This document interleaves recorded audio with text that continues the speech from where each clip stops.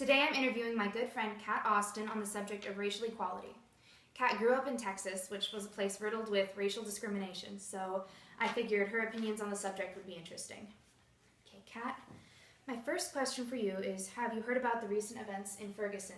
I'm referring to the killing of Mike Brown, an unarmed black teenager by a white officer. Yes, I have. I've heard about it through other people. I've heard about the protests following, which I think is very appropriate. And I haven't been watching the news too much, but I have heard about it. Okay. Does this event sound similar to any events you heard about growing up? Well, not directly similar, because I didn't actually ever hear of a member of the white or Caucasian race actually shooting, an unarmed person of a different race. However, where I grew up, which was in South Texas, and in the family that I was in, and I also grew up in the late 50s, early 60s, black people were actually seen as, all I can say is the way my family and the way the people that I was around, they were very seen as less than, seen as almost not human, seen as certainly not equal to the people of lighter skin. And it was not only black people, but also people, I grew up next to the Mexican border, so Mexican people were also seen as people who were supposed to do the menial work, for us as people of lighter skin, and there was very much a class system that was in place and spoken of quite openly in my house. Yeah, it was very uncomfortable for me. I'm sure. As a kid, I didn't understand it. No, I'm sure. My next question is about growing up. Are there any things you saw growing up, like a whites only water fountain or something like that you would not see today, but that was something you frequently saw growing up? Well, no, I gotta say, that where I was, I did not see those kinds of signs, but I certainly was told not to mix with people who were Mexican or who were black. Don't be friends with them. Don't be close to them, and certainly never date them. And I did date a guy when I was in college who was only part Mexican, and my dad had a fit when he found out that he was part Mexican. He said, he really lectured me and said that I was really going against my upbringing. I mean, it was devastating to me, because I was in love with this guy, and he was a wonderful person. I'm sure. And I went and met his family. His grandmother lived with them, because they were very much of a traditional Mexican-American family, so they had, generations living under one roof, and I loved her. She didn't speak English, and it was so beautiful to go and visit them. But when I told my father about it, that was when, because I was just saying what a wonderful experience it was, and he just flew off the handle, because he did not want me mixing with what he considered people to be of subliminal or sub I don't even know the word. The word's not coming to me, but definitely people who are below me is the way he would put it. So, absolutely. That stuff you mentioned growing up, where you were told not to mix or not to be around people, do you see any of that today? Any people who have avoided mixing with people of other races, or being around them, or people who have told you or other people to not mix with people of other races? well, you do. You still see it. I think you see it and you hear it all the time. I mean, there's all this talk of people being colorblind or people being non-racist, but I think it's still very prevalent. I gotta say. I mean, I actually thought that that was really going to go away, and it was going to be, you know, really, really. That was why I campaigned so hard for Barack Obama. I mean, as much for his politics as for simply just changing the way people think of people of different races, and to have someone who was representing the United States being of a different color and being of, you know, a different heritage and everything, it was really promising to me in terms of course.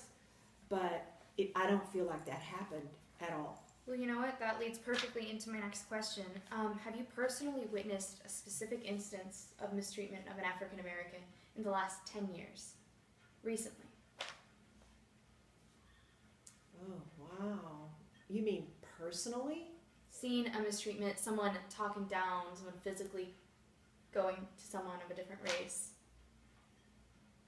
I don't think so personally. I just don't, I don't let myself be around people who are like that. Yeah. I think that's the reason why I haven't personally seen it. But I have heard that, I mean, just simply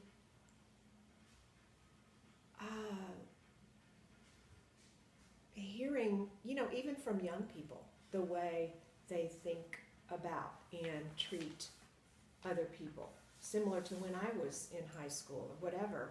I think there's still some of that. I mean, I don't know. Do you ever hear of it? I'm just curious. I do. We're turning the interview around. Oh, okay, sorry.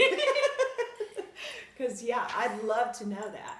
Oh, I mean, especially where I'm Mm-hmm. living at the Sonoma Valley High School, there's a huge Mexican population at my high school, and there's a lot of mistreatment towards them and stereotypes, and it is very prevalent. Why? My question to you is, why do you think racism or any form of discrimination is still so alive today? Why do you think it hasn't died out? Even with Martin Luther King leading all these big protests, sacrificing, you know, his life, others sacrificing their lives, their well-beings, their families, to push discrimination away. Why do you think it's still here? Oh man, that is the question. That is the question. And the only two reasons that I could sort of venture to guess. One is, I think people by nature, it's sad but true, that people are sometimes fearful and very afraid of not being the best, or not, or trying to put other people down that are different from them to make themselves feel better. And that was what I experienced when I was growing up, was, you know, my grandmother, I know she was always putting other people down in order to make herself feel better. And I think that's still some of what goes on today with the young people, with anybody who's different from us. If we can feel like we're a little bit better than them, somehow with all of the human struggle, with the psychology of lack of self-esteem, lack of feeling like we are worth anything. It has to do, I think, with worthiness. And until we realize that we're worthy, they're worthy, everyone is worthy, and everyone is equally struggling, Exactly. then we're not going to have, that's not going to go away. And the one other reason why I want to say that I think it's not going away is because we all come from the same stock. We come from that long line of people who lynched black people, people who actually hung black people from the tree and watched them die happily. People who put on those white robes, you know, and rode and burned crosses. I mean, I can't even fathom that. But those are people that we came from, you know, and us in the South particularly. So there's, you know, it's ingrained in us, and I don't know how long it's going to take to get rid of it. Absolutely. Well, hopefully not too much longer. I hope not. What were you taught personally regarding blacks? Your parents and your teachers, what were you told was the appropriate way to deal with and interact with people of another race? You briefly touched on it, but... Well, you really don't want to know the specifics, you know. I mean, The only thing I can say was that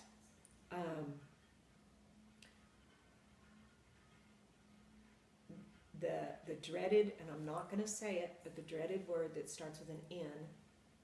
Right. You know what I'm talking The about? N-word. Okay, the N-word was used loosely in my house, and the place, you know, the home that I grew up in, and it was very much of a always used in a derogatory way.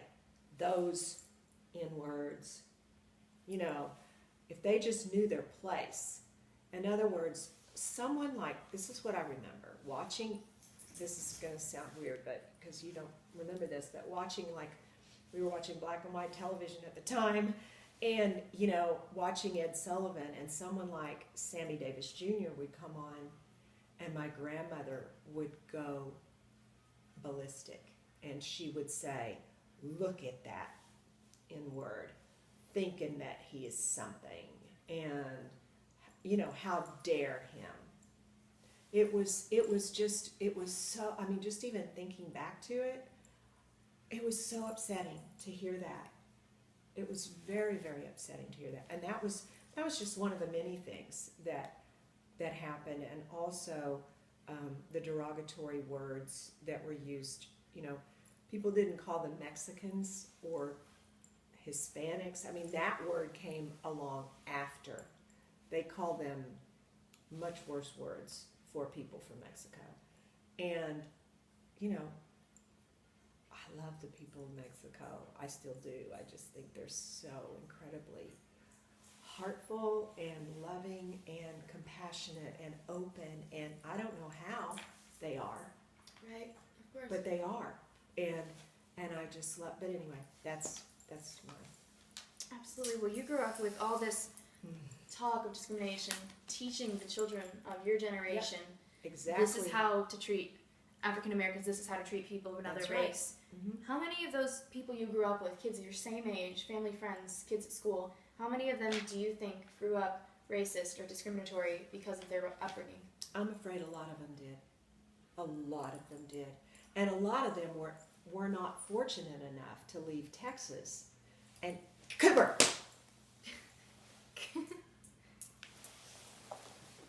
Were not fortunate enough to leave Texas and get away from that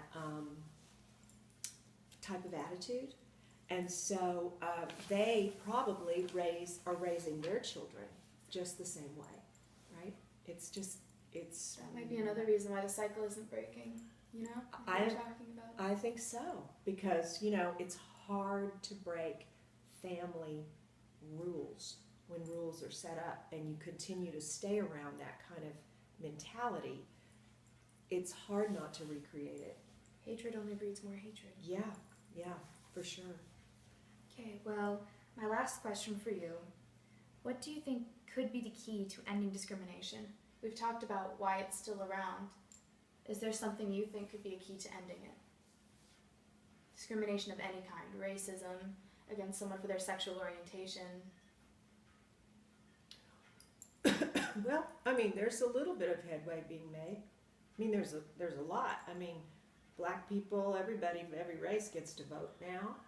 I mean, gay, lesbian people get to get married now. There's a tremendous amount of, on the surface, things seeming like things are different. Mm-hmm. But that's not where it needs to happen. I feel like, I mean, it does need to happen on the surface. I mean, that's great, and I think it's great progress. But I think that personally, we all of us that have a different knowing, I think the only way to change it is to practice the different way of being, to really practice embracing people of other colors.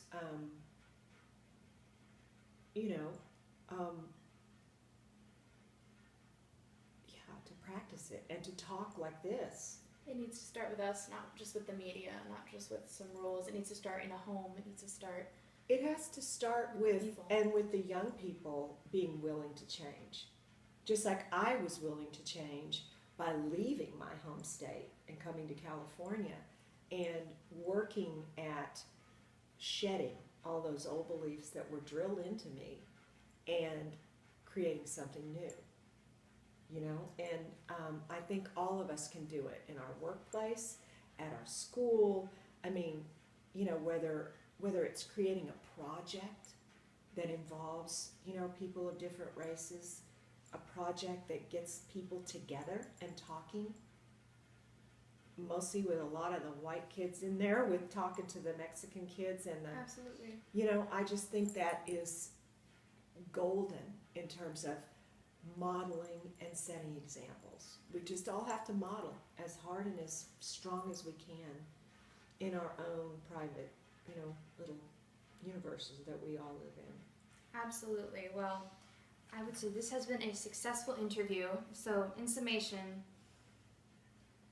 discrimination has come leaps and bounds from where it was when Miss Cat here was growing up, but we still have a very long way to go. It needs to start with us. It needs to come to dedication, to acceptance, empathy, and starting a conversation with each other about Compassion, and our similarities. Looking at the similarities and not the differences. I think looking at the similarities and embracing the differences for That's what they are. very true. And celebrating them. Exactly. And I think our differences are a beautiful thing. Something you were mentioning is about how you love the Mexican culture, which their differences is they're very colorful. They're very celebratory of every holiday, of every life, of every death. And that's a difference I, for one, can wholeheartedly celebrate. And if we learn to find that same difference in anyone who has something separate from us, and we dedicate ourselves to compassion and empathy and loving one another and embracing our differences, we can go even further than we have, and we can travel even more leaps and bounds than we already have into ending discrimination. It's people like you that are going to change it, really. I do wish there was more people who would step up and realize that it starts with us. It really does. Thank you so much for listening, Mr. Tailvik, and that's the end of it. Thanks for being here, Kat. Thank you. Your tea is right there.